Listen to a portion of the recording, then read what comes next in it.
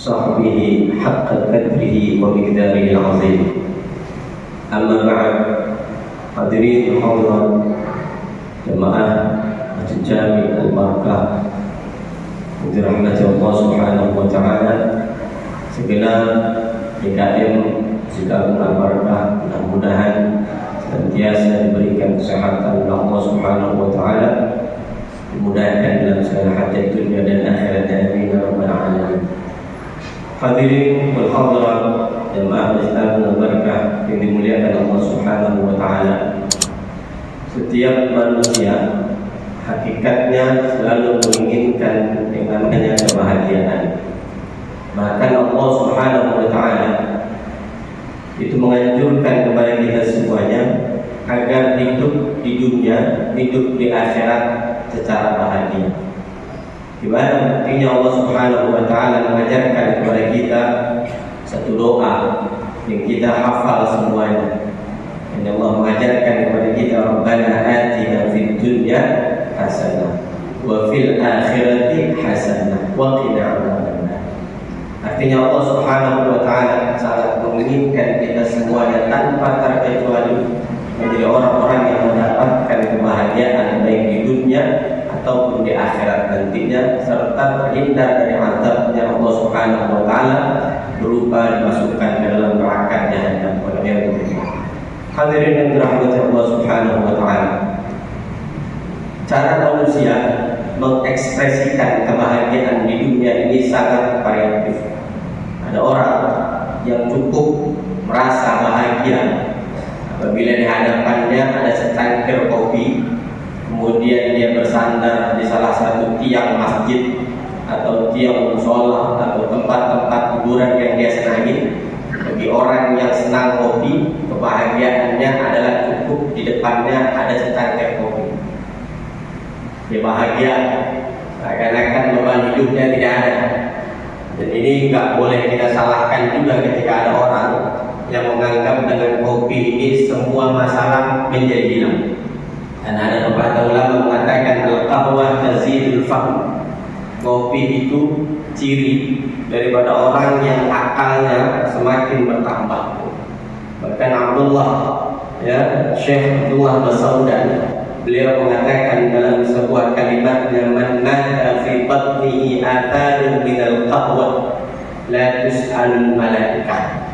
Kalau orang meninggal kemudian di dalam perutnya masih ada bekas kopi, maka dia nggak bakalan ketika mati ditanya sama mereka. Ini bukan hadis, ini percakapan ulama. Saking apa beliau merasa kopi ini merupakan wasilah baginya di tengah malam dia bisa menikmati munajat kepada Allah Subhanahu wa taala, dia bisa berzikir, mengingat dosa-dosanya di hadapan Allah Subhanahu wa taala dibantu dengan secangkir kopi. Bagi para salafus saleh kita, kopi adalah sesuatu hal yang sangat nikmat. Jadi kalau bapak-bapak menganggap mati di dalam perutnya masih ada bekas kopi, tapi kerjaannya setiap hari main remi sambil judi, itu nggak masuk kategori. Hadirin hadirat yang dirahmati Allah Subhanahu wa taala. Ada juga orang yang merasa bahagia ketika dia melakukan perjalanan jauh, melakukan healing. Dan ini tidak menjadi kesalahan bagi orang yang menganggap saat jalan-jalan adalah kebahagiaan yang sesungguhnya yang bisa dia dapatkan. Ada pula orang yang dengan makan dimanapun dia berada, setiap kali dia datang ke suatu tempat dia cari kuliner yang khas. Disitulah kebahagiaannya dia. Ini pun tidak bisa disalahkan, karena memang Allah Subhanahu wa taala di dalam Al-Qur'an menyatakan huwallazi ja'ala lakumul arda dhalulan famshu fi manakibiha wa kulu min rizqihi. Kata Allah Subhanahu wa taala, Allah sudah jadikan bumi buat kalian semua ini, maka jalanlah kalian di buminya Allah Subhanahu wa taala. Jadi anjuran untuk jalan-jalan itu ada. Kalau bapak-bapak pulang dari sini kemudian istrinya atau anaknya ngajak jalan-jalan, jangan disalahkan. Karena itu tuntutan Al-Quran. Famshu fi manakibiha wa kulu min rizqihi. Kata Allah Subhanahu wa taala, dan makanlah dari rezeki yang Allah Subhanahu wa taala berikan kepada kita semua. Ada orang yang bentuk kebahagiaannya semacam ini. dengan ngopi, dengan jalan-jalan, kemudian dia dengan makan di tempat-tempat yang memang favorit bagi dia. Ini ekspresi kebahagiaan yang ditunjukkan oleh sebagian orang. Tapi Rasulullah Shallallahu Alaihi Wasallam berwasiat kepada Imam Ali yang ditulis di dalam kitab Wasiyatul Mustafa lil Imam Ali ibn Abi Thalib. Beliau katakan lisa'idi salasu alamatin. Kata Rasulullah Shallallahu Alaihi Wasallam kepada Imam Ali, ketahuilah bahwasanya ciri orang yang bahagia itu ada 3. Yang pertama adalah as-salawatul khamsi ma'al imam.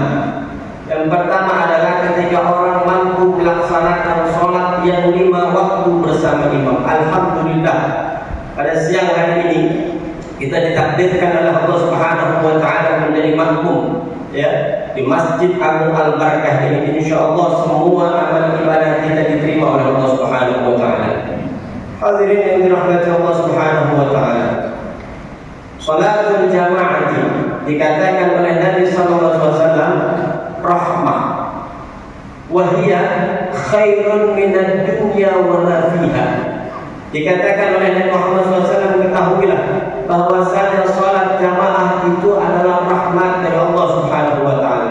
Berapa banyak orang yang diberikan kesehatan lahir dan batin, dekat dengan kawasan masjid dan musholla tengah-tengah kita, tapi kakinya tidak digerakkan oleh Allah Subhanahu wa taala bisa melaksanakan sholat berjamaah.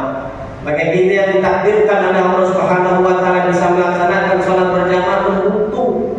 Maka bersyukurlah kepada Allah Subhanahu wa taala sambil kita meminta mudah-mudahan sampai akhir hayat kita Allah takdirkan kita sebagai orang-orang yang istiqomah melaksanakan sholat berjamaah.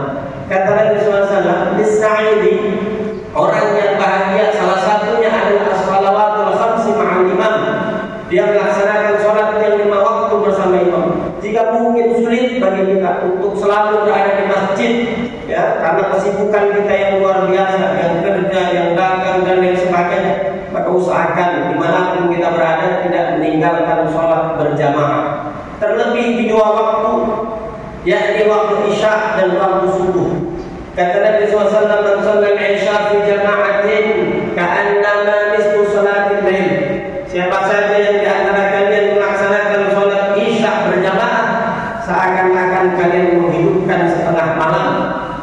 Wa man shalla subha fi jama'atin, dan siapa saja di antara kalian yang melaksanakan sholat subuh berjamaah, ka'annama sholatul lail kulluh, seakan-akan kalian mengerjakan sholat sepanjang malam. Siapa di antara kita yang mulai masuk malam hari sampai waktu subuh melaksanakan sholat? Mungkin sulit bagi kita, tapi dengan melaksanakan sholat isya dan sholat subuh berjamaah, insya Allah kita tergolong sebagai orang-orang yang menghidupkan malam hari ya Rabbal Alamin. Maka kita minta Allah Subhanahu wa taala minimal di 2 waktu ini jangan sampai kita tidak melaksanakan sholat secara berjamaah. Yang kedua, disabdakan oleh Nabi SAW bahwasanya orang yang bahagia itu cirinya adalah kutun halal, yang masuk ke dalam mulutnya adalah sesuatu yang halal. Halal ada yang secara zatnya memang halal. Kita makan lontong plus bakwan halal. Ya, ada juga yang memang dilarang oleh Allah Subhanahu wa taala untuk tidak boleh dikonsumsi. Apa itu? Yang sudah disebutkan di dalam Al-Qur'an, khinzir, kalb, darah dan lain sebagainya. Hadirin alhamdulillah yang dirahmati Allah Subhanahu wa taala. Ada pula yang makanannya halal, tapi sumbernya didapatkan dari yang tidak halal. Maka ini memiliki efek yang luar biasa buruknya ke dalam diri seseorang. Nabi SAW menyampaikan kepada kita, man akal halal sofadiluhu. Barang siapa yang makan makanan yang halal, maka agamanya akan jernih. Waraqqa qalbuhu, hatinya penuh dengan welas asih, penuh dengan kasih sayang terhadap sesama makhluknya Allah Subhanahu wa taala. Ini yang penting di tengah-tengah kita, karena berapa banyak orang di tengah-tengah kita ini yang rasa kasih sayangnya terhadap makhluknya Allah Subhanahu wa taala sudah mulai hilang. Ya, yang lebih Pernah kita dengar di salah satu tempat beberapa hari kebelakang ini ada orang gara-gara kalimatnya menyakiti hati orang lain, yang tersakiti tiba-tiba membunuh orang tersebut. Belas kasihnya sudah tidak ada. Padahal Allah Subhanahu wa taala dalam hadis qudsi menyampaikan irhamu man fil ardi yarhamkum man fis sama. Sayang menyayangilah kalian terhadap makhluk yang ada di bumi, niscaya yang di langit akan memberikan kasih sayangnya kepada kalian semuanya. Rasa kasih sayang di dalam hati seseorang sudah mulai dicabut oleh Allah Subhanahu wa taala. Karena apa? Karena mungkin banyak di antara kita yang makanannya tidak halal. Makanannya mungkin tercampur dengan perkara-perkara yang syubhat.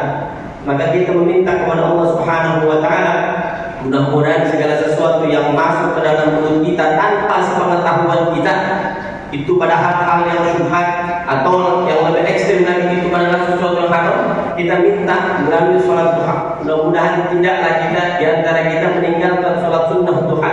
Dalam doa sholat duha kita meminta kepada Allah Subhanahu wa taala, in kana haraman fatahhirhu.